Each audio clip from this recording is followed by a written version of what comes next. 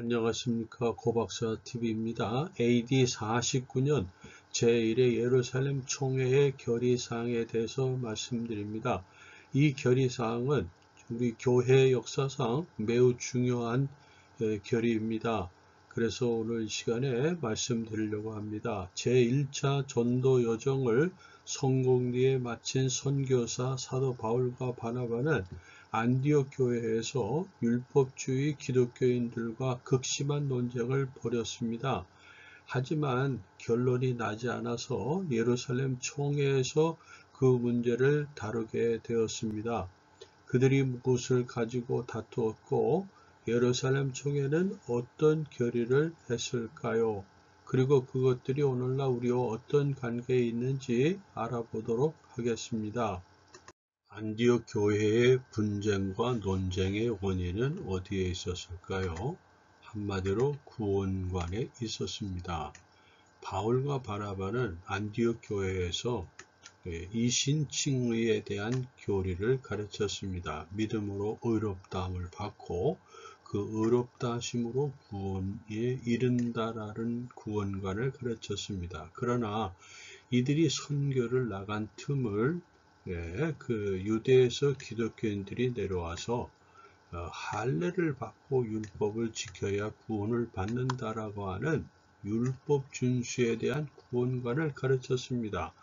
그러다 보니 안디옥 교회에 혼란이 일어났습니다. 바울과 이 유대주의의 기독교인들이 가르치는 것이 달랐기 때문입니다. 그래서 바울 사도와 바나바가 이 사실을 알고 논쟁이 일어났지만은 결론이 나지 않았습니다. 그래서 안디옥 교회는 예루살렘 총회에 이 사실을 질의하게 되게 됩니다. 자, 그래서 소집이 되는데요. 제1회 예루살렘 총회가 서기 49년에 열려지게 됩니다. 안건은 구원을 위한 할례와 율법 준수 여부에 대한 것입니다.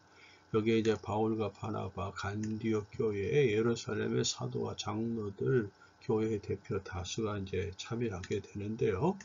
진행은 어떻게 되냐면 먼저 사도와 장로들이 안건을 심의합니다. 두 번째로는 베드로의 의사 진행 발언이 있었습니다. 베드로는 주 예수 그리스도의 은혜로 구원받는다라고 했습니다. 이것은 바울과 바나바의 구원관과 같은 것입니다.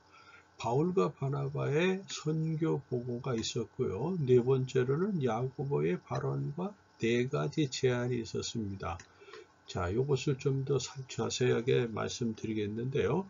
야고보는 당시의 회의 의장으로서 할례와 율법으로 이방인을 괴롭게 하지 말자면서 네 가지를 제안했습니다. 이 네 가지에 대해서 회의에 참석한 모든 회원들이 가결했습니다.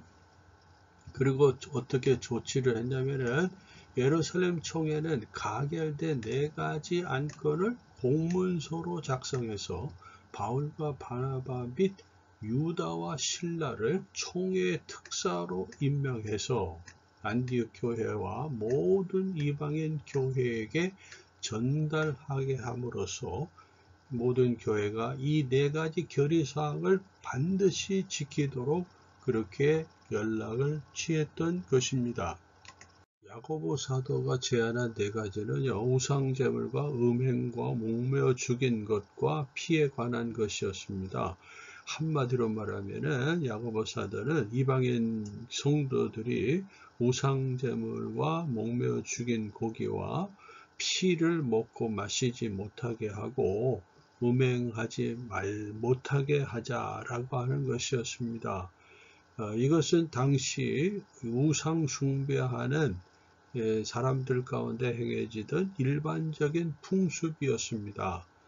이방 신전에서는 여사제들이 제물을 가지고 온 남성들, 제사를 드리러 오는 남성들과 우상제물과 목매어 죽인 것과 피를 먹고 마시면서 그 안에서 음행하는 일을 벌였습니다.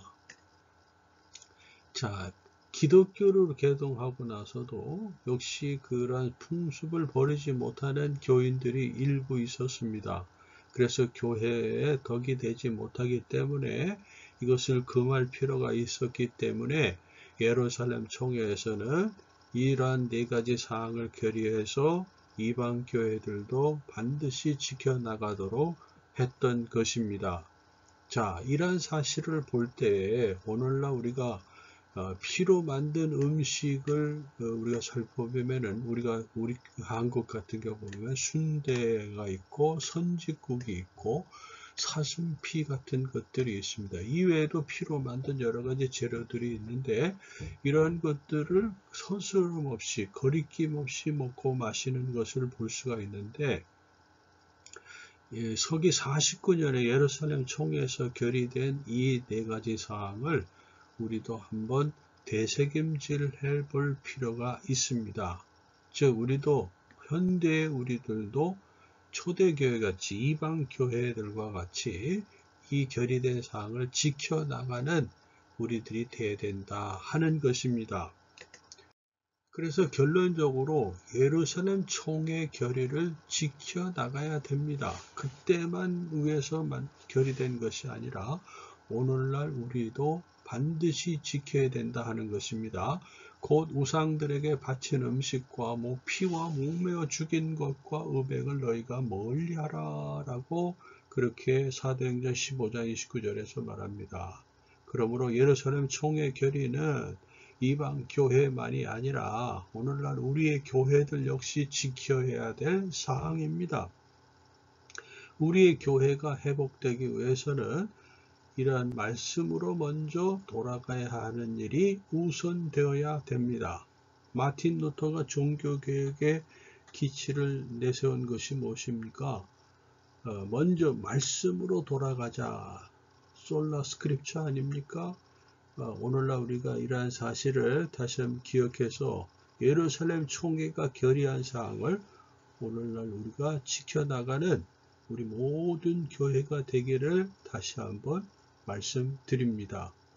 그동안 시청해 주셔서 감사합니다. 구독과 좋아요 또 댓글도 남겨주시면 다음 영상 제작에 큰 힘이 되겠습니다. 감사합니다.